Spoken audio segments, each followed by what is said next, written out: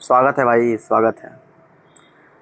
कैसे हैं आप लोग दोस्त? अच्छे होंगे, मस्त रहिए। आज मैं दुनियादारी की समझ देने वाला हूँ आप लोग को। देखिए भाई, यार जीवन से डरना नहीं यार। जीवन कुछ नहीं है यार, उसे डर के मत रह। जितना डरेगा उतना और ये प्रकृति, ये समाज आपको डराएगी।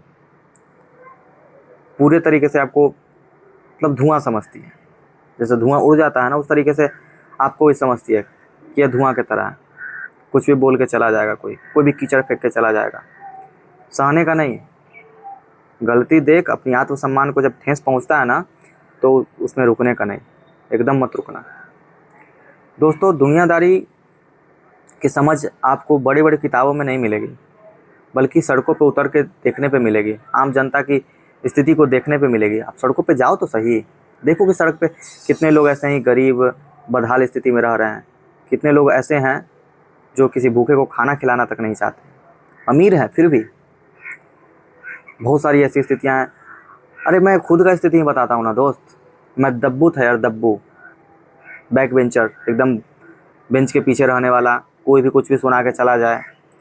कोई भी, मेरे दोस्त लोग जो थे ना, तीन चार लोग क्लास में, देखिए जब मैं क्लास 6-7 में था, तो 6-7 जो लड़के थे वो गलती खुद करते थे और मुझे उसका भुगतना पड़ता था, और मुझे लोग फंसा देते थे, और मैं अपने बचाव में कुछ बोल भी नहीं पाता था दोस्तों, कुछ नहीं बोल पाता था। ये सब क्या था? फियर था, डर था। और मैं एकदम साइलेंट मोड में रहने वाला बच्चा, फुल्ली इंट्रोवर्ट। किसी से ना बोलना, ना बातचीत करना। एकदम जब टिफ़िन भी होता था ना, तो सभी लड़के एकदम स्कूल में जाते थे, एकदम दौड़े दौड़े हुए बर्तन लेकर के बैठते थे और लड़ते झगड़ते हुए खाना लेते थे, खाते थे। लेकिन मैं इन सब से बचने के लिए एकांत में चला जाता था, एकांत में बैठ जाता था दोस्त क्या करके।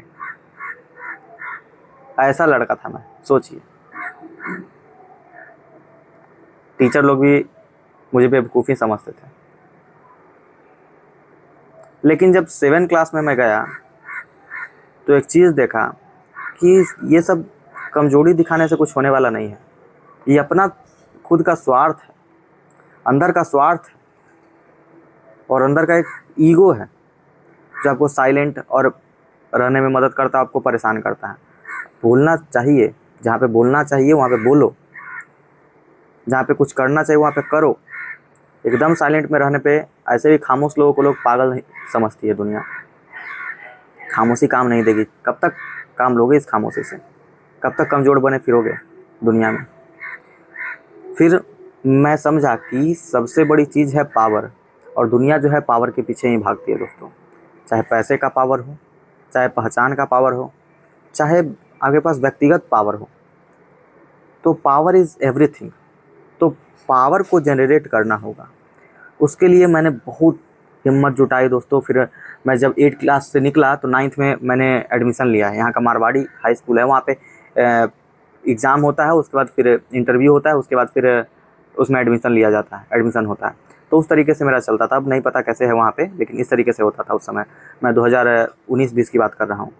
तो उसमें मैंने एडमिशन लिया किसी भी तरीके से कर करके। तो जैसे ही मैं पहला दिन स्कूल जाता हूँ, कुछ क्योंकि देखने में मैं थोड़ा सीधा साधा सा था, सभी लोग, कुछ लड़के थे नए नए, गुट बना करके मुझे परेशान किए। पीछे से एक बच्चा हल्ला करता है, और मैं चूँकि पीछे ही बैठा था उन्हीं लोगों के बीच में, सभी लोगों का 4-5 का ग्रुप था। वो ग्रुप परेशान किए, सर को हल्ला किए, कोई सीटी मारा और मुझे बोल दिया गया, मेरा नाम बता दिया गया कि इसने मारा है, और खूब पिटाई हुई टीचर से वहाँ पे।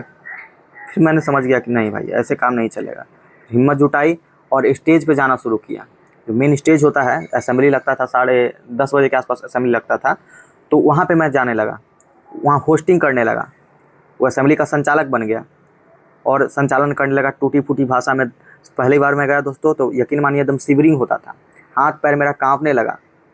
लेकिन फिर भी मैंने हार नहीं मानी। कई लोगों ने मजाक उड़ाया। जब आप ऐसी स्थिति में होते हैं ना, तो लोग आपका मजाक भी उड़ाते हैं खूब खूब। दोस्तों ने हंसा, शिक्षकों ने हंसा, और जब होता नहीं है तो क्यों आ जाता है स्टेज पे, चल भाग, इस तरीके से होता था। लेकिन मैं घर आकर रोया दोस्तों, रोता था घर आकर के कि सब क्या हो रहा है मेरे साथ, क्या ऐसा ही होगा? भगवान को मैं कोसता था, गाली तक देता था भगवान को। भगवान होते हैं या नहीं होते हैं कुछ नहीं,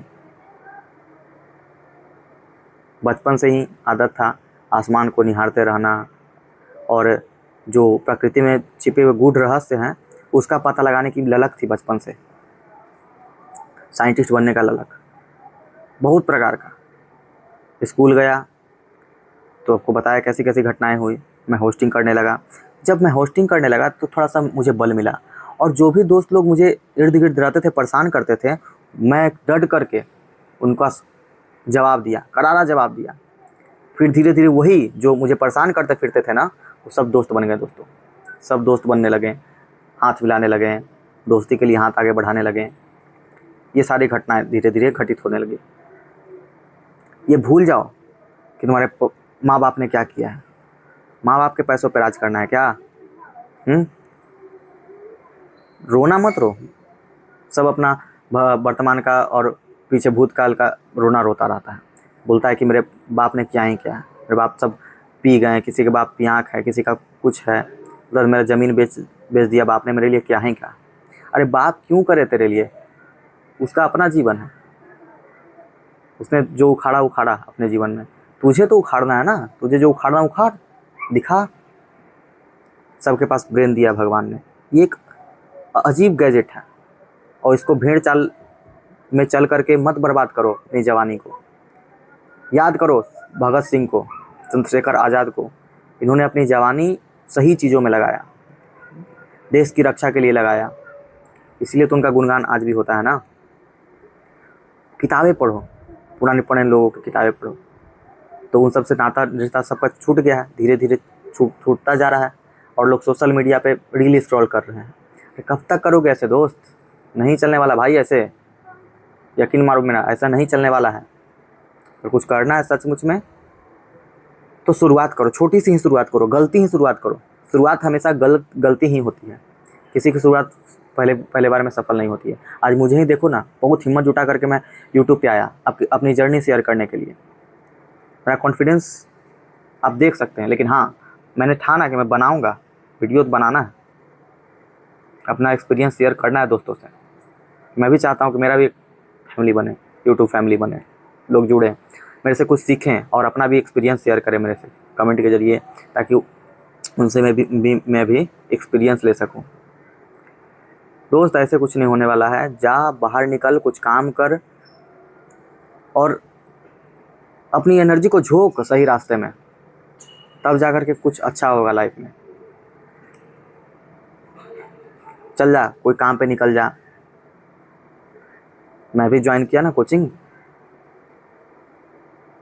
यह भी तो सोचो तो 2000 रुपये महीने का कुछ नहीं है, लेकिन एक रूटीन में मैं बंधा, कुछ नहीं तो मेरा पॉकेट खर्च तो आएगा, मेरा जिम वगैरह का खर्चा, खाना का खर्चा, और कपड़ा लत्ता और पढ़ाई का खर्चा तो निकलेगा। मेनली पढ़ाई के बारे में बात कर रहा हूँ मैं, उसका खर्चा तो निकलेगा, और एक सही डायरेक्शन भी मिल जाएगा। मैं बच्चों से मिलूँगा, इंटरेक्ट कर पाऊँगा, मेरा बोलने का स्किल थोड़ा अच्छा होगा, बेटर होगा, इसलिए भी करो।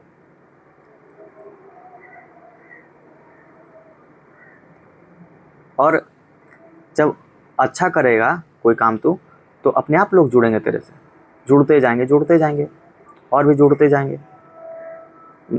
अब मैं सोच रहा हूँ दोस्तों कि मैं स्किल के लिए अब ट्रेन करूँ, अपने अंदर स्किल जगाऊँ, बोलने का स्किल हो गया, इंग्लिश स्पीकिंग स्किल हो गया, कोडिंग वगैरह का हो गया, ये सब मैं सीखूँ, और मैं सीखूँगा दोस्तों, डेफिनेटली सीखूँगा। मैं जा रहा हूँ सीखने, मैं क्लास में ज्वाइन भी कर लिया है, मैं म्यूज़िक भी करना चाहता हूँ। सब कुछ करो यार, ज़िंदगी एक ही बार मिलता है, बार बार ज़िंदगी नहीं मिलने वाला है, एक ही बार, कोई 7 जन्म नहीं होता है। ये सब धार्मिक ग्रंथों में झूठा वर्णित है, कोई 7 जन्म नहीं होता। किसको देखा है 7 जन्म लेते हुए? किसने स्वीकारा है? बस तो मैं भी कोई ग्रंथ लिख दूं और प्रचलन चले कि 100 साल बाद कि हाँ ऐसा ऐसा सही बात है। धर्म वही वास्तविक है जो आपको सही रास्ता दिखाए और आपके जीवन में अनुभव पे खड़ा उतरे, वही ना सच्चा धर्म है। तो जो करना है वो सच्चे अर्थों में जो वास्तविक चीज़ें हैं उसको स्वीकारो, उसके नियमों को स्वीकारो, प्रकृति की पूजा करो, प्रकृति के नियमों को स्वीकारो, दूसरों का इज्जत करो। और हाँ, अगर दूसरा कोई उंगली भी उठाए तो उसका उंगली नीचे झुकाने का भी क्षमता रखो। अगर गलत उंगली उठाए तुम पे तो।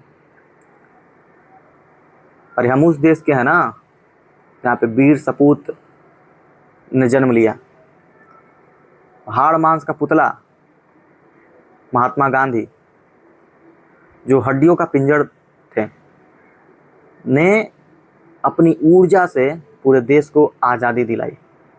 उनके समर्थक भी बहुत रहे। फिर देश की जनता उमड़ पड़ती थी जब वो बोलने के लिए उतरते थे दोस्तों। तो ऐसा जुनून जगाना चाहिए, वो ऐसा जुनूनी बनो। और दुनियादारी की समझ आपको रास्ते में चल के ही आए, घर में डूब के बैठे रहने से कुछ नहीं होगा। मैं भी पहले ऐसा ही रूम में ही बैठा रहता था, ना किसी से बोलना चलना कुछ नहीं। यहाँ तक कि फैमिली वाले से भी मैं नहीं बोल पाता था खुल करके कोई चीज़, बस ऐਵੇਂ कोई कोने में पड़े रहता था, कुछ मतलब नहीं। लेकिन फिर धीरे धीरे सुधार लाओ अपने में। 10 लोगों से मिलोगे, 10 तरीके की चीज़ें से इंटरेक्ट होगा, समाज के बारे में पता चलेगा कि उनकी सोच क्या है, उनके थिंकिंग क्या है, थिंकिंग प्रोसेस क्या है।